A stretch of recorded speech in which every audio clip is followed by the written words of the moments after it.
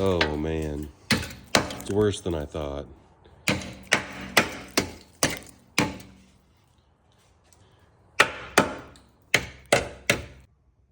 And now this is what it looks like with all the bad metal chopped out. And I got myself a piece out of an Audi A4 that I'm gonna try to adapt in there. I don't have a spare subframe for a Q5. They're a little bit hard to find, and for a good one, you're spending about $350. This is an Audi A4, they're very similar but different. I wanted to cut out more than I actually needed, and I think it's gonna somewhat work. We'll find out. This is a rusty piece of metal, but it's just surface rust versus the subframe that I'm working on, structural rust.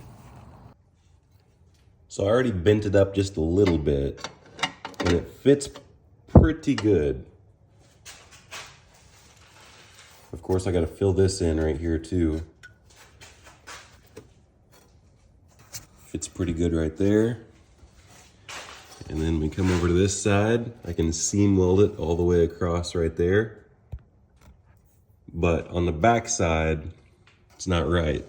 So I think I'm gonna chop it off probably about right there and reevaluate with this piece.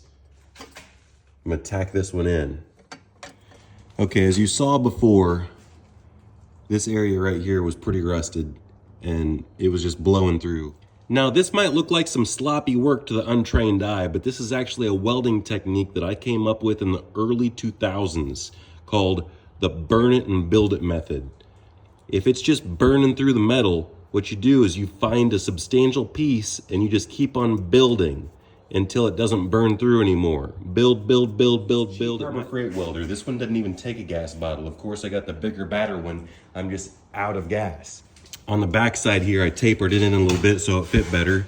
And now I just gotta get a smaller piece of metal. And this is another welding technique I came up with in the early 2000s. You see these? These are bolts. I already welded in between these. You just weld around all the bolts and then you weld in between all the gaps. And then if you grind it off a little bit, you can't even tell. Stay tuned for part 3. I'll show you the finishing touches on this side and I'll do this side from start to finish.